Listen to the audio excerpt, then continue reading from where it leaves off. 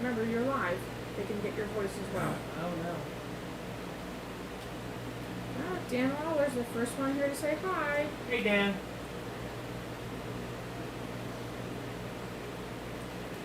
We're a little bit early, so we're just going to hold off and wait till exactly 4.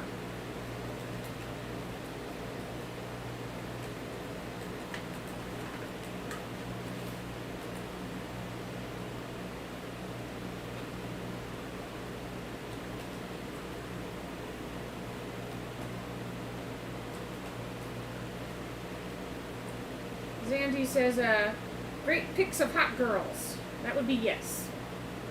The Red Sonja on the top was from a virtual convention we did for some fans in Malaysia this past weekend, and then the piece behind it is an oversized commission for some folks out in California.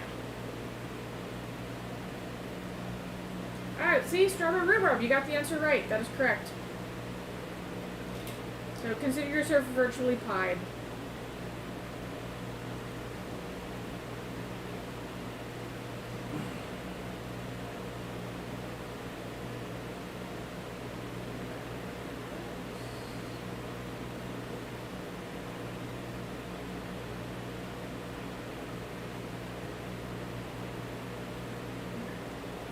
Just a few more minutes, folks. We're just going to hang out in case anybody hops on at the last minute. We don't want them to feel left behind if we start early.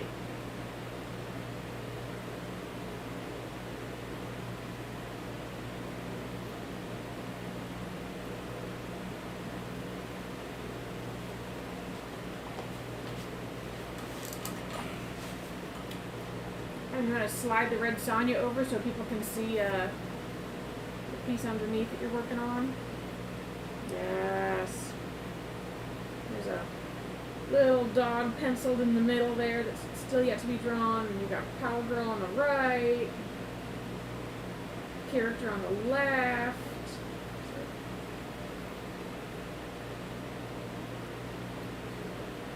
The character on the left is Hypergen. Yep. And the commissioner, Hypergen, asked for the breasts to be as large as possible. This is as big as I feel comfortable going.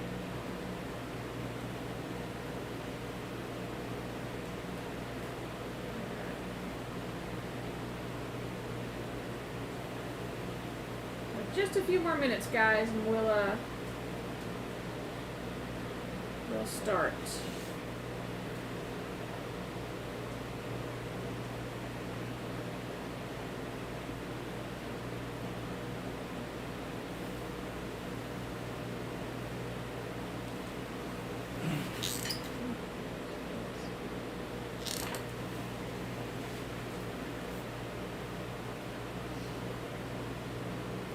Who's that handsome mug?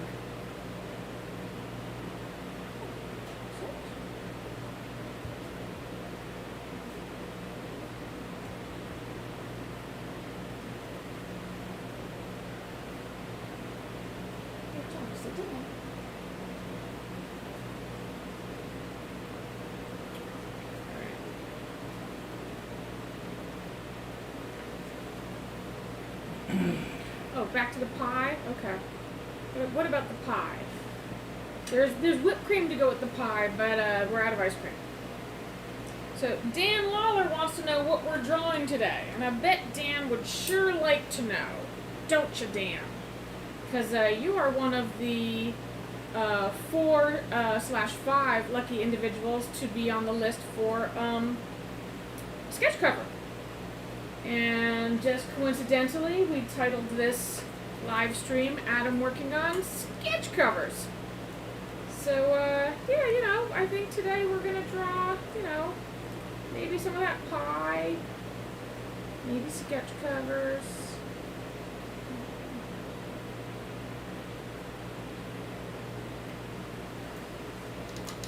Haha.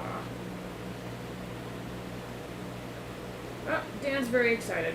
Well, now's the point where we take your cover, we put it away, we pull out somebody else's.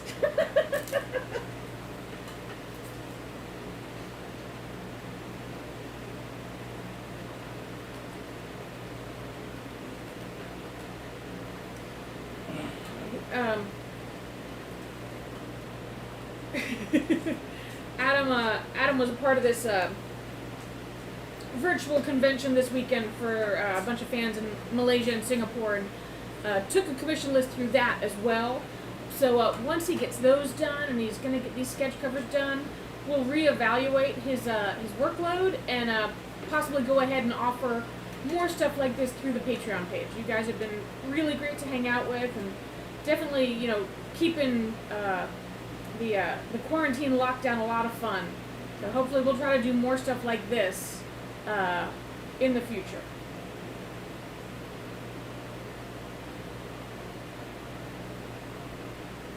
Zandy's laughing at Dan for getting bamboozled.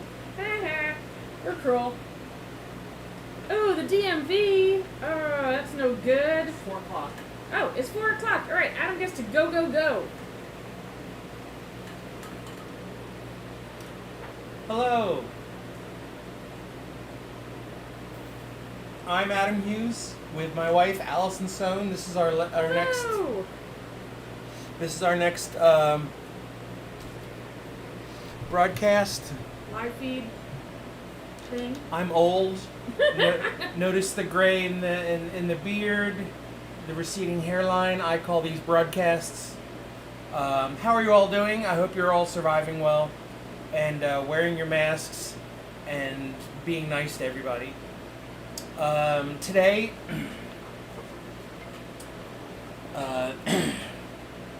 going to do a sketch cover that somebody purchased, which we're going to donate to a charity for Black Lives Matter. And here is a Red Sonja I sketched last Friday for a virtual convention, our first one ever, for a convention in Malaysia. So one planet, one world, we're all united. I did a nice participation thing. I hope I get a gold star. And I drew this Red Sonja during the live feed. I think it's online if you want to watch it. It's pretty good. It was nicely moderated by the folks that ran the convention, so it took a lot of the onus off of us. Correct? Yeah. And they did a terrific job. They have some sort of streaming software where they could pop up pictures and switch between cameras, and don't get too excited because I don't know how to do any of that. So folks are asking about the piece that's underneath. They want to see it. Okay. This is a very old commission that I'm trying to get done for some lovely people out in Alameda, California. And they paid a lot of money, so they get a giant commission with multiple characters. And multiple boobs. Multiple boobs and crashed vehicles, and there's going to be a city in the background and their dog. So we're leaving this up there so you can all sort of go, ooh, what's possible? What's out there in the world? Yay! Don't be fooled. It's completely not possible. Yeah. But anyways, I'm going to do today a death sketch on this lovely Sandman Overture sketch cover. But before I do that, I want to talk to you about values. And I don't mean values like And morals. Morals, because we should all have morals, and we should all value everything. All life is sacred except for the bugs that come into my studio at night. I just saw a video on Twitter of an elephant taking someone's hat and putting it on, and then giving the hat back to the guy, and it was just like, what beautiful animals elephants are, and I think that all animals are wonderful. But the values I'm talking about today are artistic values. And before I go into the death sketch, I want to go into a little bit about that. Okay, so here's this is a piece of paper that I normally would throw away because it's got a little bit of splotches left over from the Red Sonja, which you saw a moment ago. But I want to talk about values. And as far as art goes, values are basically, for lack of a better term, and remember, I have not yet gone to art school, so I'm just going by what I've learned by studying the artwork of my heroes and the great artists that have come before me. So if I'm using the wrong terms, tough. You can, you know, if somebody is listening and watching and going, hey, what is this cat talking about? Don't worry about it. All right, so values. What are they in the world of art? Well, they're the tones you use to describe your artwork, and the way a piece of art exists to your eyes is the contrast between the values. Values go from white. Ooh, we may have just lost it. Hold on. No, you can talk, but guys, did anyone else just lose the live stream? Hold on. Let's see. Where's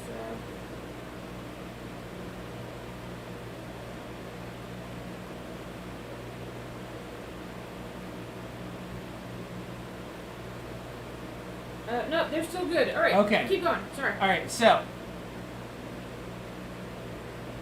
the white of the paper is your brightest value. The darkest value is anything that's black. In this piece, it's this leather piece on her neck, or the darkest pieces on her armor, the black of her eyebrows, things like that. And your values are the entire range of tones that you can use in between. I'm going to give you a scale, right? So first thing I'm going to do is we got the white of the paper here. All right, and this is C1, 10% cool gray. Okay?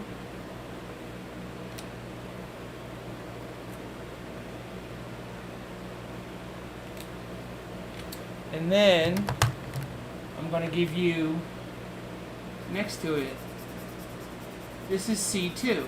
Now remember, the Copics go on, at least the paper that I use, which is the Strathmore drawing paper, they go on a little darker when they're wet, and they lighten up. I'm going to give you what's called a value scale. I don't know if that's what real artists call it, but that's what I call it. This is C3.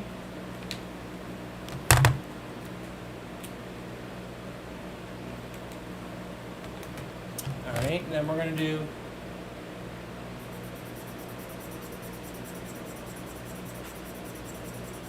this is C4.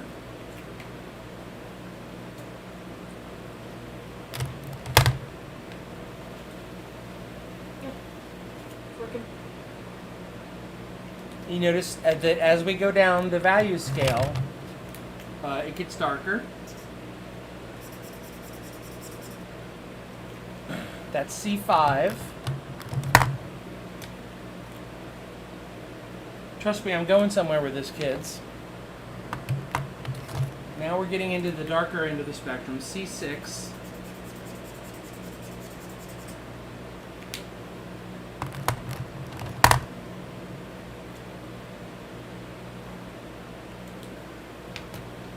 And then we do C7. Really dark values now.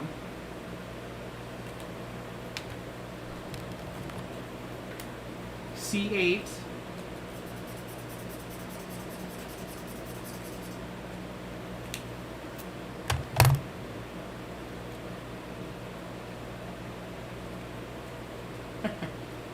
I wrote a 6 instead of a C because, you know,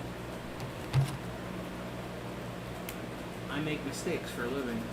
Here's C9. It's getting pretty dark, isn't it? Yeah. But it's not absolute black yet. And then there's C10. You know, logic tells you should be the darkest value, but wait, it's not. And then we've got the 110 special black.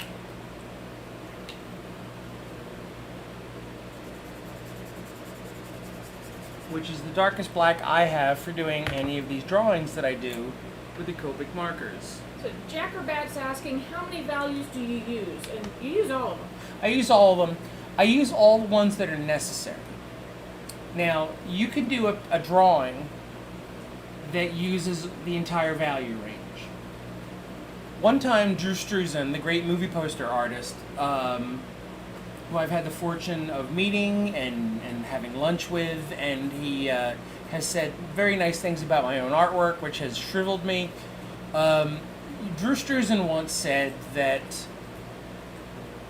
you should be able to describe your composition in just 2 values. And by that, he means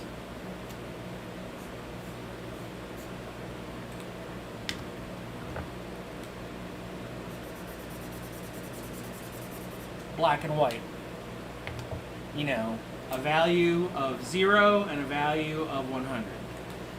Now, you look at that and you go, well, what does that mean? It's like, well, if you look at the artwork of, say, Alex Toth or Frank Miller's Sin City, everything is described in absolute values. Absolute white and absolute black. And yes, you could describe an image in just those 2 values.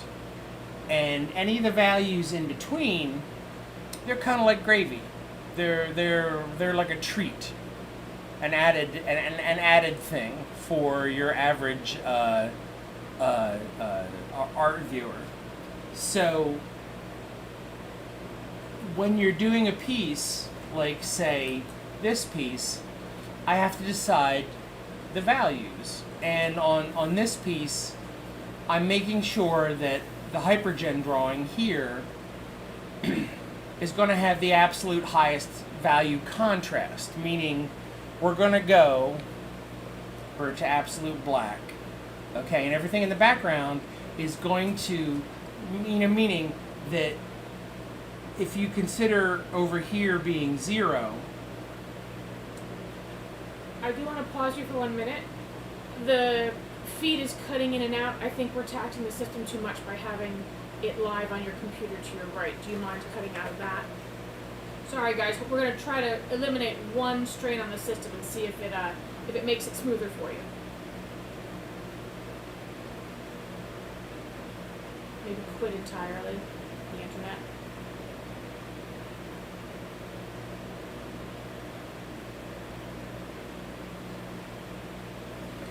Sorry guys, try this. Oh, Dan says it's back. Okay. Okay. Yeah, we live in a lovely little dell by a creek. It's very arboreal.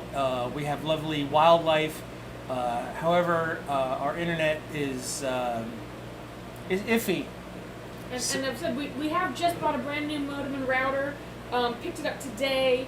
Hopefully we'll install it this evening, and it should help because we also upgraded our internet. So for Allison's broadcast next weekend, hopefully we'll have all this sorted out. So, anyways, you can go. It's not just us. Apparently, T-Mobile is down entirely.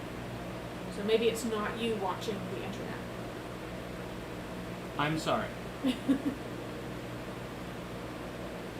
Okay, you were saying 0 to 10.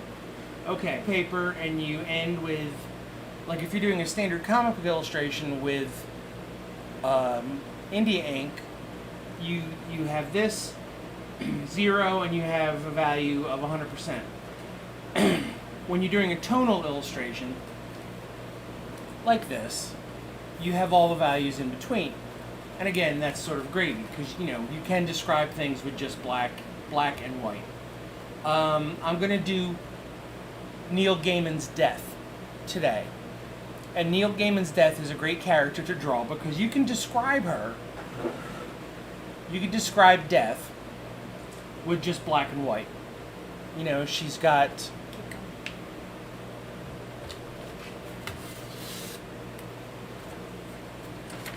you've got the black of her hair, the black of her top, the black of her pants, the black of her eyes and her lips, and everything else is pure white. The reason why I'm discussing this first is this seems like a good example of value control. I did a death painting many years ago for a death gallery for Vertigo Comics. You can look it up online. It's terrible because I had no real sense of value control at that time, and I painted her very dark. And I've learned a lot more in the intervening 25, 30 years. So I just wanted to give you an example of what a value range looks like, because we're going to do this death drawing in a second, okay? So if everybody, you're on board, this is a value scale from white to black. I'm going to draw death, who we can get away with just white and black, but we're going to add a little of the higher key values. These ones over here, you could call those the high key values. Very light. Over here are the low key values. They're very dark. So anyways, I'm going to take this away and I'm going to pull out the sketch cover and we'll start.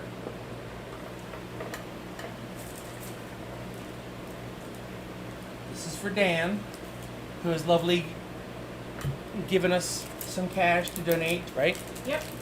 Well, I haven't charged anyone yet. I figured I'd wait and make sure that you got all the drawings done. Wow. Okay. Hey, just looking out for everybody. There we are. Okay. A little Diet Coke to get me through the drawing. So here we are, that I never read until last year. I actually sold it at comic book stores when I was much younger. My last real jobs before I worked as a professional artist was I worked in comic shops in New Jersey, where I'm from. And I sold of Sandman without reading them. Why did I not read them? Because, well, it wasn't superheroes, and I was young and stupid. And recently I discovered a week or two blown away by how wonderful it was, and I wish that I had enjoyed it month to month back in the 90s, late 80s and the early and most of the 90s, like a real person. So anyways, we're going to draw death for Dan. Now, as you're getting started, Jack Robot had another question. How do you improve your sense of value? Do you do exercises? Are there any books that you read? Any artists maybe that you looked at and thought, yeah, this guy is really successful and this guy not so much? Yes to all. You can get it from long-haired book learning, but the real learning comes from looking at artists that spark you. That little jangly knot at the base of your skull gets excited by certain things and not excited by other things. You look at artists and go, wow, that artist is amazing. How are they pulling this off? And you start to ask questions. Well, why does this work while other artists' work doesn't do it for me? And down here, I've got this really lovely book that I got about one of my favorite artists, Alphonse Mucha. And somewhere in here will be his oil paintings of his Slav epic. Let me see if I can find them.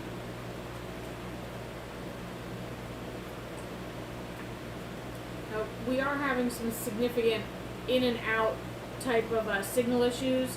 Based on what everybody's saying, it may not be limited to our house. It sounds like AT&T and T-Mobile are having problems, and I just checked the weather, and it looks like there's some thunderstorms coming. So, guys, if this becomes hopeless, we're going to do our best.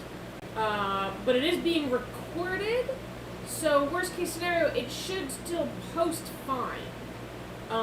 Fingers crossed.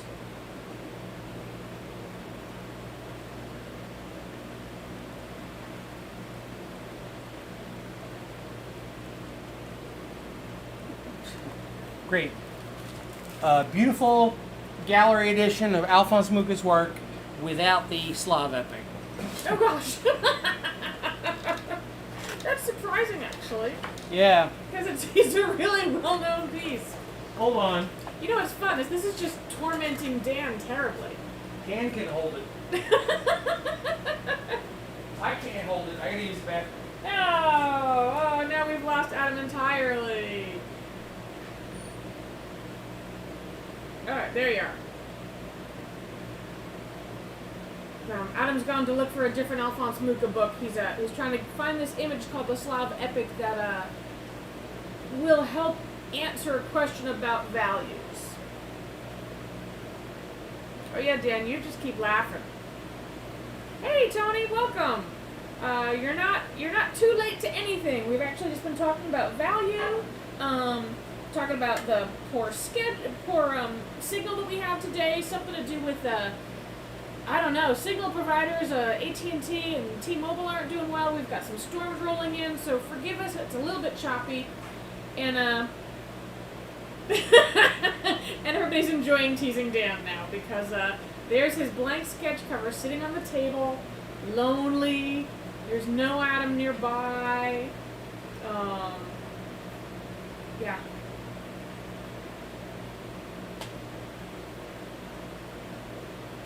Did we just lose the live stream? This is unbelievable.